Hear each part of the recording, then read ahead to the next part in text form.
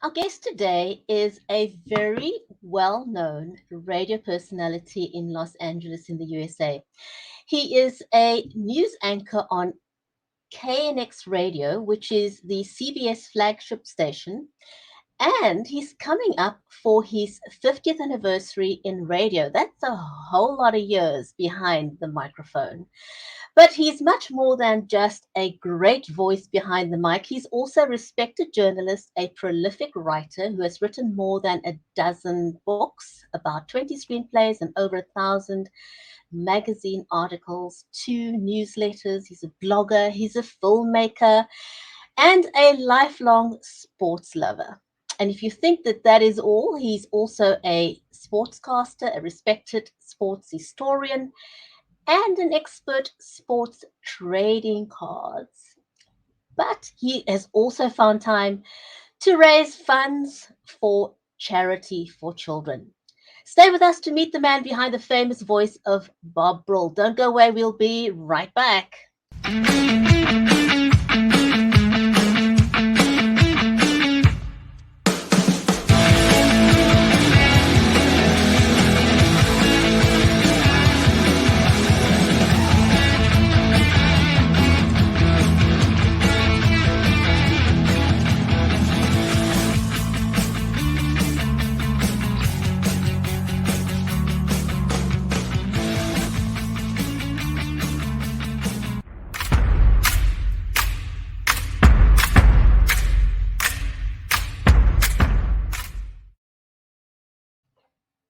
If you're just joining us, welcome to the Writers' Corner live show. I'm your host, Bridget Limbanda from Cape Town over in South Africa. And our live stream is made possible by Creative Edge, StreamYard, and BeLive Media. A special warm welcome to you, our viewers, whether you are watching us over on Amazon Live. I've got my phone right here, so we're monitoring the comments in real time. And also, if you're watching us over on Facebook, on LinkedIn, on YouTube, on Twitter Live. We are watching the comments, so welcome to you guys over there too. And if you'd like us to give you your shout out, if this is your first time, we'd love to do that to welcome you. Our amazing guest today is Bob Brill. He spent 50 years behind the microphone and has written over a dozen books. And today we talked to him about his book, The Tattoo Murder.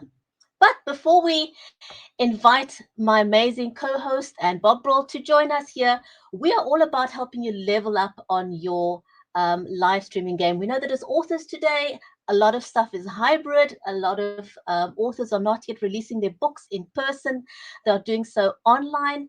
And so we've got a couple of recommendations for you. Both myself and my co-host use the Logitech Brio camera, which is a great camera that we want to recommend to you because it's got the trademarked right light HDR technology, which means you don't have to fuss too much about your lighting.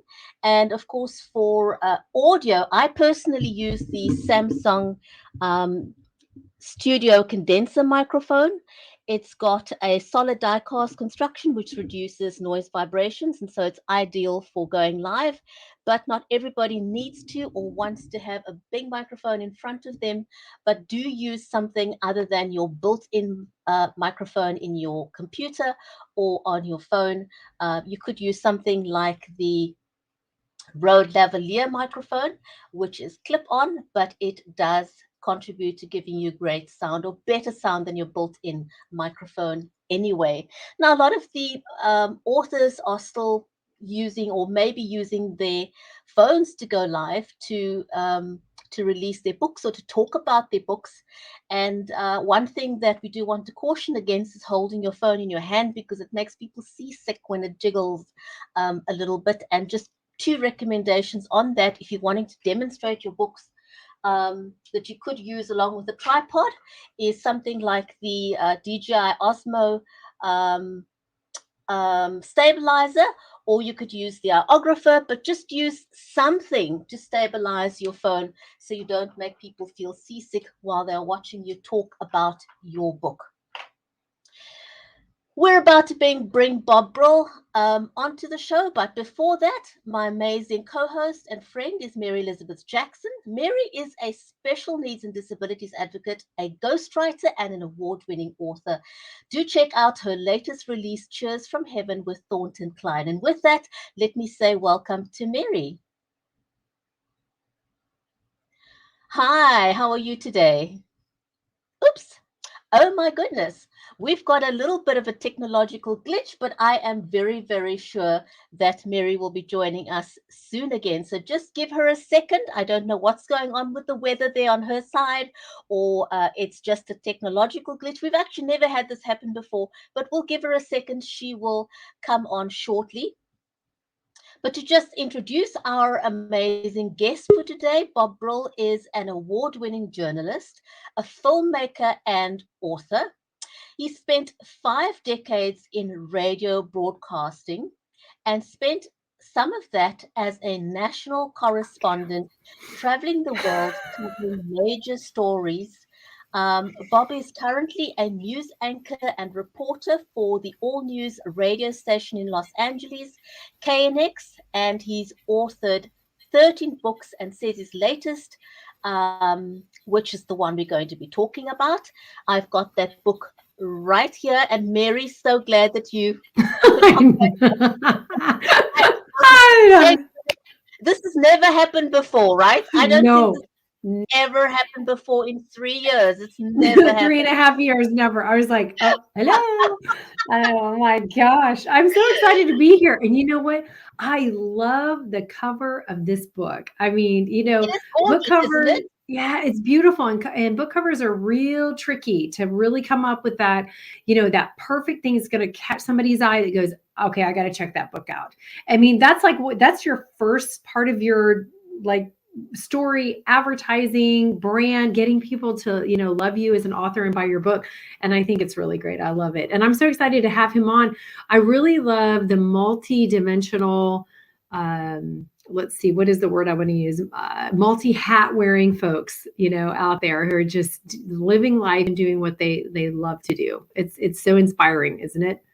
Absolutely. So let's get Bob to join us on screen, shall we?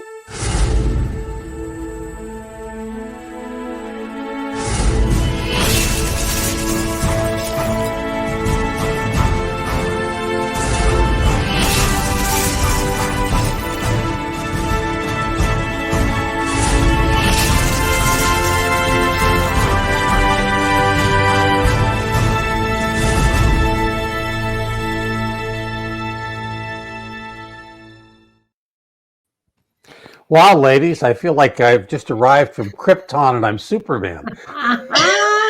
Well, you are. If you didn't know it, you are Superman. Did you hear your bio? I mean, did you hear your bio? Holy cow, you are Superman.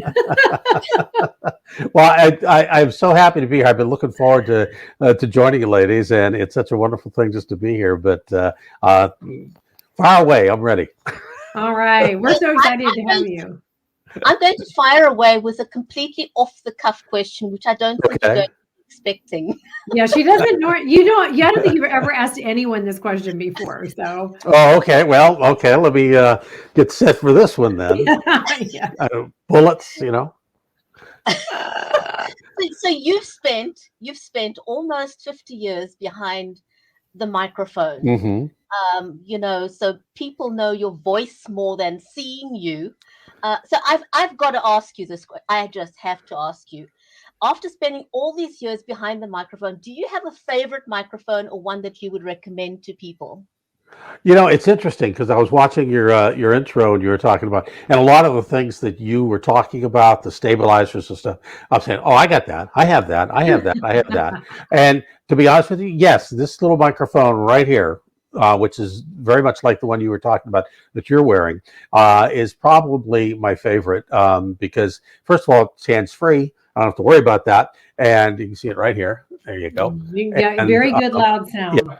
And I've tried a few different mics over the years. I mean, the studio mics we have at KNX are really good. They just add a lot of volume to your voice. Of course, now that we're on FM2, it makes a big difference. It adds a whole lot to your voice. I'll just say adding to your voice. I won't say any more than that. I think this particular microphone, and to be honest with you, I can't think of the name of it off the top of my head, works a whole lot better than some of the others that I tried. I don't have to worry about where the microphone is to get good sound. It's just it's there, it picks up my voice, and that works. Awesome. I know. I often talk to people about the importance of good sound. Mm-hmm. Because, sometimes the picture can go wrong due to technology, and people will continue listening if they can hear you. But if you have a bad picture, a good picture, and they can't hear you, people will tune into a different station, right? Mm-hmm. Well, the recent documentary we shot on the Great Silmar earthquake, which was 50 years ago, or actually 51 years ago now, we opened with a black screen and the geologists talking about the earthquake itself, a perfect 15-second cut talking about the importance of that. And we thought about having her on screen, and we also thought about putting something else in the background, like earthquake activity. And I said, no, the words here are so important that I just want a black screen, because you're going to focus on that black screen and say, what am I watching? And then and her name across in white, and then you had to listen for 15 to 18 seconds of her, because it was so important in setting the tone for the documentary. Oh, I love that. Okay, so I have two questions for you. One is, as you're talking about filmmaking, is that your focus? Because we haven't discussed that. Is documentary your focus for filmmaking? Not so much documentary, but filmmaking. I've been having meetings this week, which is actually good. But this particular film is not out yet. It's still in the hands of the distributors, and we just received an award for best documentary film writing for the International Reels Film Festival in India just last week. So we got that honor, and it's kind of nice. So we got a couple of laurels with that. Actually, I'm kind of diverse when it comes to filmmaking. I've written a bunch of scripts. I've written some TV pilots. Still working to get those sold. And but people ask me, well, what genre do you write? And I just tell them, I say, look, I don't write genre. I write good stories. And to me, that's what it's all about. And whether it's there's two biopics, one is my own, one is based on my first book, which was Fan Letters to a Stripper. And that was a coffee table book. And that is about the life of one of the most famous burlesque dancers, you call stripper burlesque dancers, of the 1940s and 50s and 60s, who married a Major League Baseball player in 1955, and their relationship over the course of 20 years. And it's my first book. It's the screenplay. It's my passion script, and we're just that's one of the things we're kind of pushing at the moment. Okay, so that leads into the next question, and I think you just answered one part of it. So, writing so much that books and stories and screenplays and all this stuff that you have in your life, what do you think makes for good storytelling? And is what you just told us your favorite piece that you've done so far? Good storytelling to me depends on experience. You always learn from experience. I mean, that's biblical.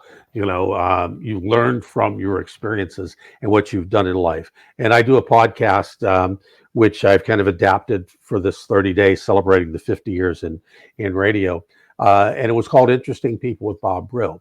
And that podcast was designed to interview people about their job, because I think that everybody has an interesting thing in their job. And whether you are digging ditches, or whether you're an author, a filmmaker, if you're a ball player, or if you're a housewife, or someone who works at a grocery store, there are interesting things about your life that are worth telling.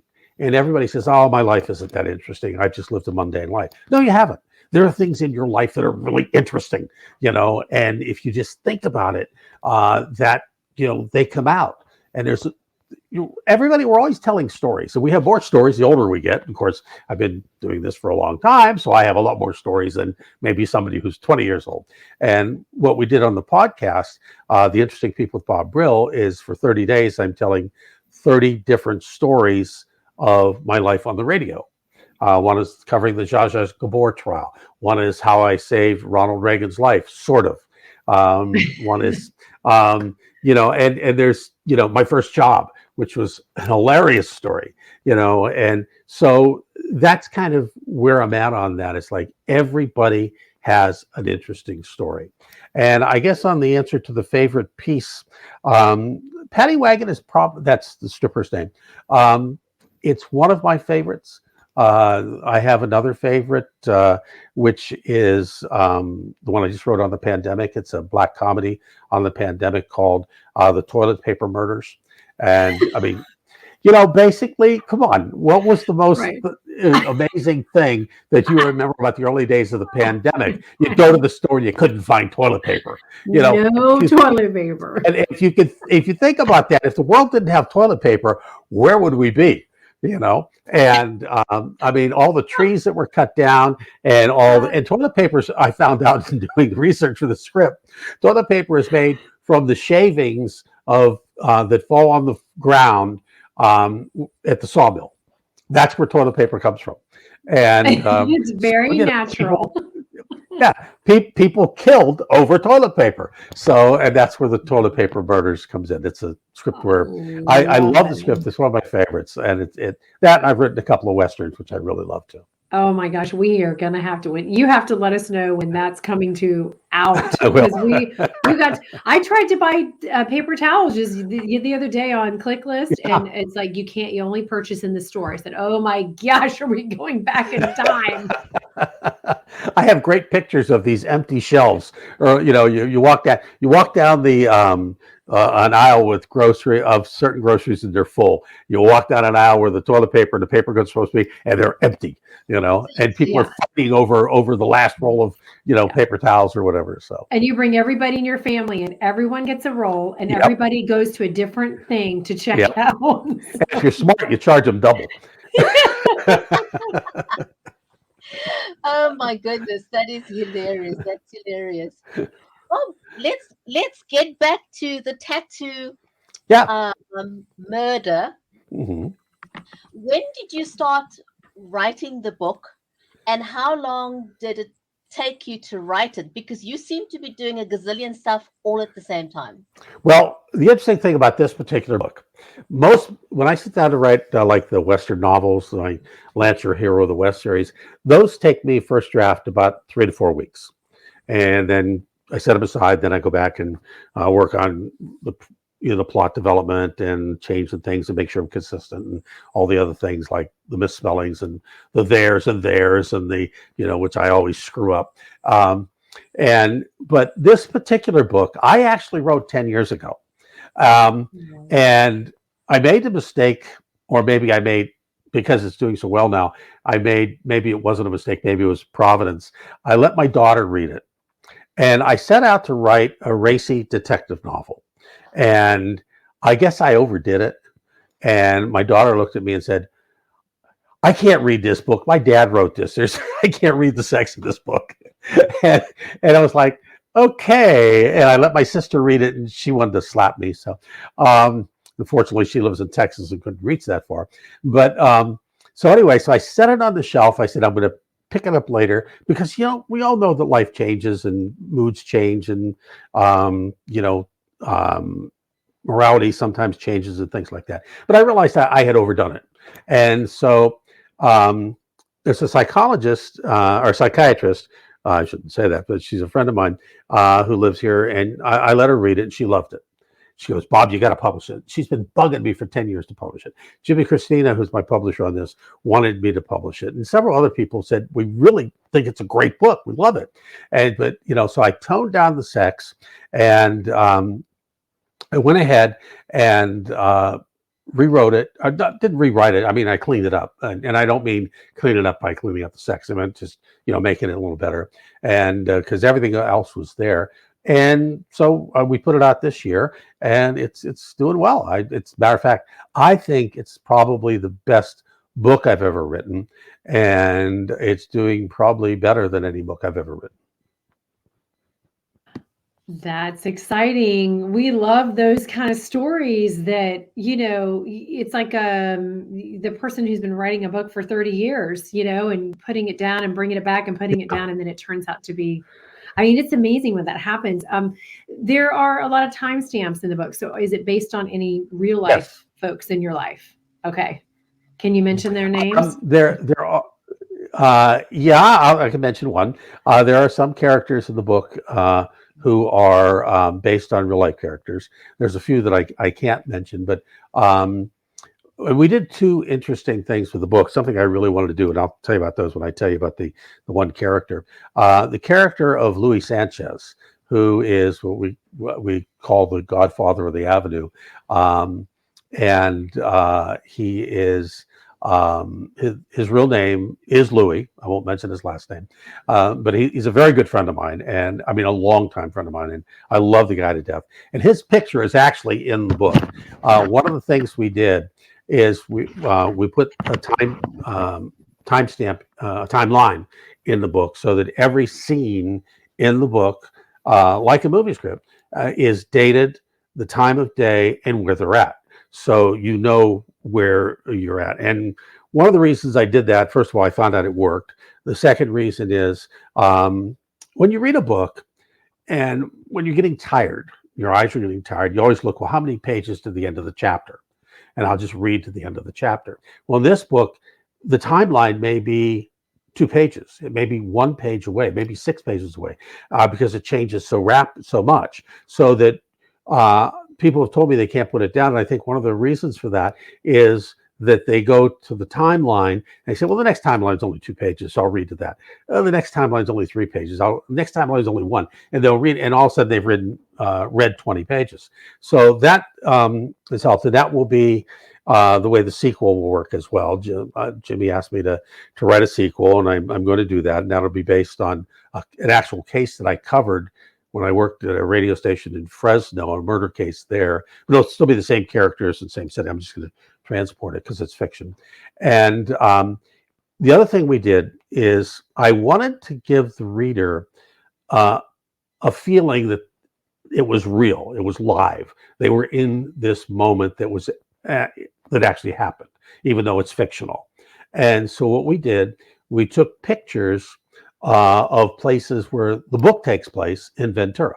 And there's 10 pictures in the middle of the book of scenes in the book. They're real life places. And then like a body's found in some tall grass near the ocean.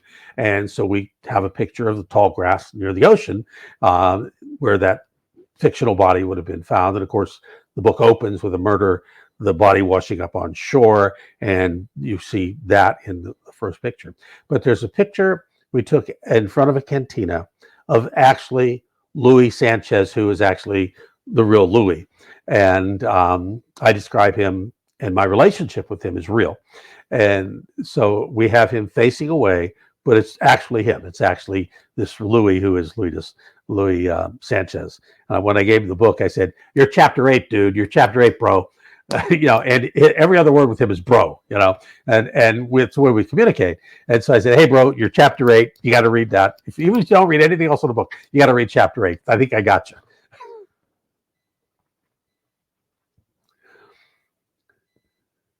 I love it. That is awesome.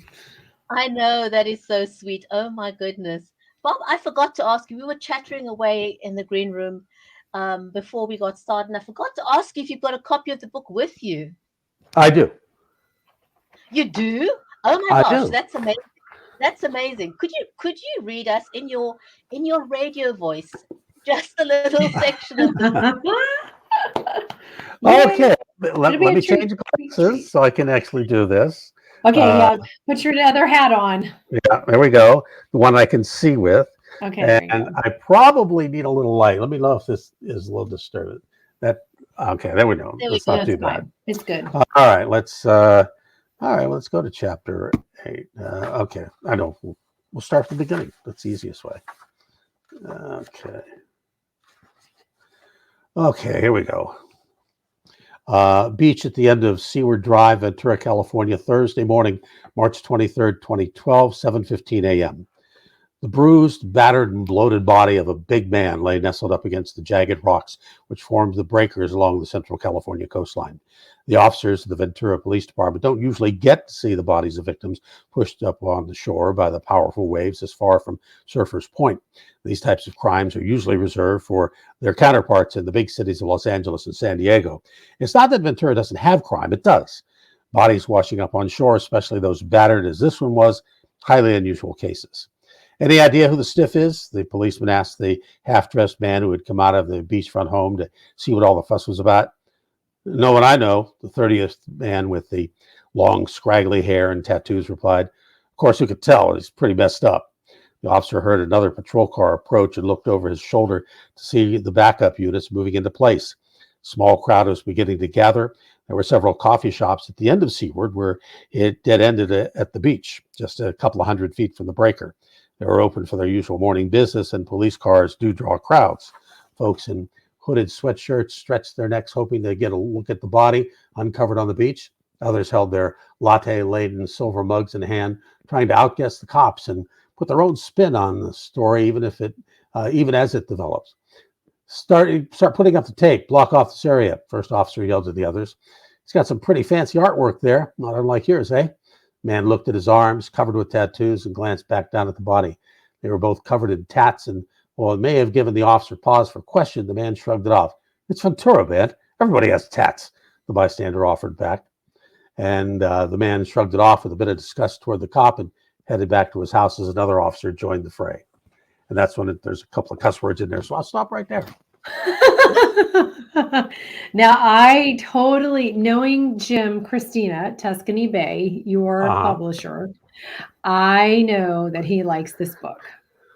Yes, he does. And he actually told me he read it several times and he kept finding something new. Then he found a couple of typos. We had to do that too, but that's okay. Oh, right, of course. Okay, so we know you're not even close to retiring. We know you're not close to retiring because you still have too much left to do. So what is next on your agenda? Boy, that's a big one.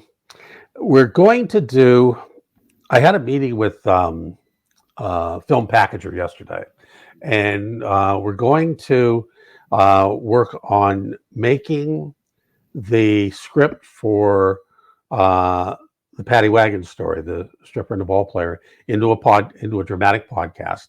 We're going to do that, and hopefully draw some more attention to that toward the film industry. I'm in the process of co-writing a script which I've wanted to do for years with a longtime friend, a friend of mine from the 7th grade. We go back to junior high school together, and we've reconnected. He's in Atlanta, I'm in LA, and we're working on a script, a comedy, which I can't tell you much about, unfortunately, because it's a very unique idea. And in the back, and I'm working on another plan for a script with another friend of mine, and we're also somewhere in the next year and a half, I've got to write the next Lancer book, and I'm laying out the format and all the storylines for the sequel to the Tattoo Murder, which I can tell you will be called The Belt Buckle Murder. And it's based on, like I said, a case that I actually covered in Fresno. It'll be adapted to Ventura and be more intrigue and than was in the actual case. But the basis is the actual case of that particular murder. So that's kind of where I'm going. Well, you have so many things going on. And you know what? I think find your passion in life, because then you never are without something to do, right? Exactly. You know, and I tell people, I say, you know, that be a student of history, not a victim of it. And that goes back to the experience, you know, the experience level. And I think somebody asked me once, why do I do so many things? And I think I told them that it's because I never really decided what I wanted to do in life. Yeah. So I do a lot. And it just, you know, I guess what my wife says too is that what she likes about me, and I know, hope there's more that she likes about me than this, is that, I get an idea and then I do it. I don't want to sit back and take the time to figure everything out. I'm not a person who plans and says, okay, a year from now I'm going to do this. I kind of jump in, and if it works, it works. If it doesn't, I'll refine it. And if I really want to keep doing it, because I do another podcast on fantasy football with Eric Kramer, who's a former NFL quarterback, and so we do that. So I'm kind of going to have to limiting myself a little bit, only because I'm running out of time. Because I still work 4 days a week at KNX, and 2 of those are in the overnight hours, which really kind of screws up your timing during the regular week. So, but so yeah. I do a lot of things. I enjoy working.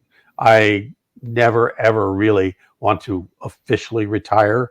I may leave a certain thing behind and allow myself to do other things, but I don't really ever want to retire. It's not. I'd get bored. Yes. Well, we have to have you back on, right, Brigetti? Because I know we have to go. But Bob, thanks very much. This has been amazing. It was wonderful getting to know you better. And I Thank you. put it down there in the ticker. Be a student of history, not a victim. I really like that. Oh, yes. thank you. Thank you. Yes. That's really, really cool. Thank you so much for your time. And yes, we definitely would love to have you back on the show again. It was great having you as our guest today. Thank you, everyone who's I'll joined be us here live today. If you're catching the show on the replay, this was an amazing interview. And do check out, if you're watching us over on Amazon Live, do go ahead and check out the book, The Tattoo Murder by Bob Brill, our featured author for today on the Writers Corner live show. We'll see you next week. Same time, same place. Take care. Stay well. Bye for now. Thank you, ladies.